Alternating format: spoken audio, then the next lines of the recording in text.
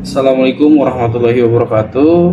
Perkenalkan, kami dari Universitas Pamulang, Fakultas Ekonomi dan Bisnis, Program Studi Akuntansi, kelas 05 Sake 010 dalam mata kuliah Akuntansi Manajemen, di bawah bimbingan Ibu Indahwati selaku dosen pengampu.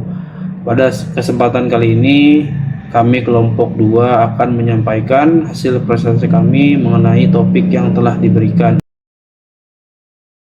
Untuk itu, mari kita simak bersama. Baik, di sini ada perilaku biaya. Definisi perilaku biaya adalah perubahan biaya sesuai dengan tingkat aktivitas atau volume produksi. Dalam akuntansi manajemen, memahami perilaku biaya sangatlah penting untuk pengambilan keputusan seperti penentuan harga produk, perencanaan dan pengendalian biaya, serta analisis profitabilitas. Kategori utamanya di sini ada 3. Yang pertama itu biaya variabel, biaya tetap, dan biaya semi variabel. Yang pertama, biaya variabel. Biaya yang berubah sebanding dengan volume produksi atau aktivitas. Total biaya variabel naik turun sesuai output. Biaya per unit konstan. Contoh bahan baku, tenaga kerja langsung, listrik produksi, komisi penjualan. Ini ciri-ciri biaya variabel. Yang pertama itu total biaya variabel berubah sesuai volume aktivitas. Yang kedua, biaya variabel per unit tetap. Contoh nyatanya, semakin banyak unit diproduksi, maka semakin besar bahan baku yang dipakai. Selanjutnya ada biaya tetap. Biaya yang tidak berubah meskipun volume produksi naik atau turun dalam kapasitas tertentu. Total biaya tetap konstan, tetap biaya tetap per unit menurun jika produksi bertambah. Contohnya sewa gedung, gaji manajer, asuransi, penyusutan mesin.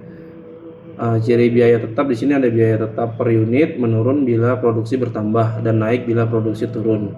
Biasanya terkait dengan waktu per bulan atau per tahun, bukan dengan jumlah unit produksinya. Terus ada umumnya selalu unit diubah dalam jangka pendek. Selanjutnya yang terakhir itu biaya semi variabel. Biaya yang memiliki unsur tetap dan unsur variabel sekaligus. Ada biaya minimum yang tetap dibayar walau tidak ada aktivitas. Jika aktivitasnya naik, maka ada tambahan biaya yang harus ikut naik. Contohnya listrik pabrik, seperti biaya ada pelangganan tetap dan biaya per KWH-nya. Dan yang terakhir itu sumber daya. Sumber daya adalah aset atau input yang digunakan perusahaan untuk menjalankan aktivitas dan menghasilkan barang atau jasa. Jenis sumber daya di sini ada 4. Yang pertama itu manusia, seperti tenaga kerja, keterampilan, keahlian. Selanjutnya ada fisik, seperti bahan baku, mesin, gedung, peralatan. Dan ada keuangan, seperti bahan baku, mesin, gedung, peralatan. Dan yang terakhir itu ada teknologi dan informasi, seperti sistem produksi, software, dan data. Selanjutnya ada hubungan sumber daya dengan biaya. Poinnya, setiap penggunaan sumber daya menimbulkan biaya. Semakin banyak sumber daya dipakai, maka total biaya meningkat. Efisiensi pemakaian sumber daya, maka biaya bisa ditekan. Sumber daya yang menganggur, maka tetap menimbulkan biaya tetap meskipun tidak dipakai. Manajemen harus merencanakan dan mengendalikan sumber daya agar biaya sesuai anggaran. Oke, selanjutnya kita akan membahas mengenai aktivitas. Aktivitas adalah serangkaian tindakan atau proses yang dilakukan perusahaan dalam menggunakan sumber daya untuk menghasilkan barang atau jasa. Ada beberapa jenis aktivitas bisnis. Yang pertama, aktivitas operasional, yaitu kegiatan utama sehari-hari seperti produksi, penjualan, distribusi, dan pelayanan. Yang kedua, ada aktivitas investasi, yaitu pembelian dan penjualan aset jangka panjang seperti mesin, gedung, dan teknologi.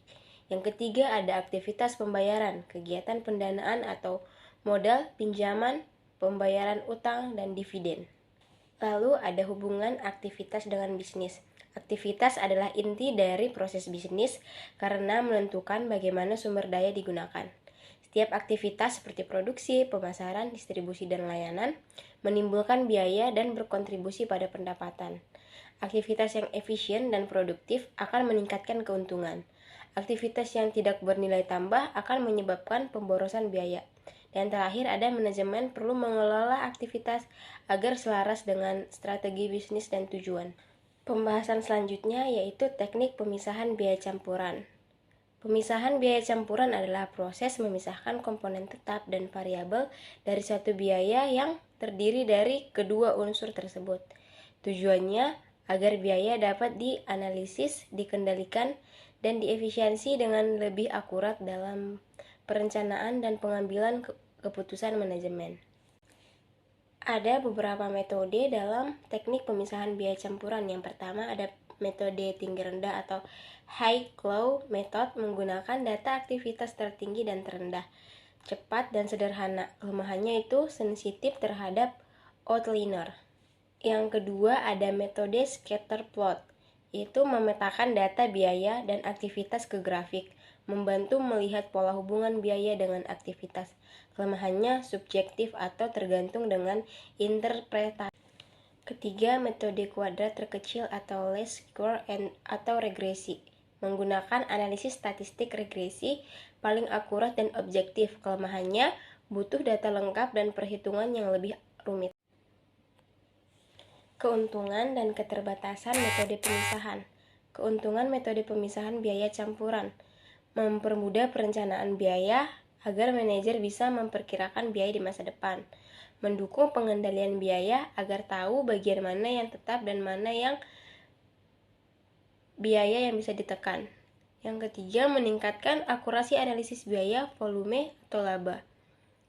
Yang keempat, membantu pengambilan keputusan, misalnya dalam menentukan harga jual atau membuat sebuah anggaran. Keterbatasan metode pemisahan biaya campuran. Umumnya ketergantungan pada data historis. Hasil biasa bias jika data masa lalu tidak mewakili kondisi mendatang. Tidak semua biaya mudah dipisahkan, ada beberapa bisa berubah karena faktor lain selain volume. Yang ketiga, kesalahan pemilihan metode bisa menghasilkan estimasi biaya yang tidak akurat. Di sini kami juga mereview sebuah jurnal dengan judul Analisis Perilaku Mahasiswa. Abstraknya, penelitian ini bertujuan untuk menganalisis alokasi biaya yang dikeluarkan mahasiswa sejak lahir hingga dewasa dengan sudut pandang akuntansi. Biaya hidup mahasiswa dikategorikan menjadi biaya primer seperti kebutuhan pokok dan biaya sekunder yaitu di luar kebutuhan normal. Hubungan jurnal dengan materi yang sedang kami bahas. Yang pertama, biaya variabel mahasiswa itu mirip dengan biaya tetap atau harus dikeluarkan. Biaya sekunder atau hiburan mirip dengan biaya variabel karena dapat berubah sesuai aktivitas dan kemampuan. Ketiga, pola pengeluaran mahasiswa sesuai dengan konsep perilaku biaya dalam modul. Jadi, kesimpulan dari semua materi yang telah kami bahas, perilaku biaya menunjukkan bagaimana biaya berubah sesuai aktivitas, meliputi biaya variabel, biaya tetap, dan semi variabel. Pemahaman ini penting untuk mengendalikan serta perencanaan biaya baik dalam perusahaan maupun kehidupan sehari-hari seperti yang tercermin pada pola pengeluaran mahasiswa. Terima kasih.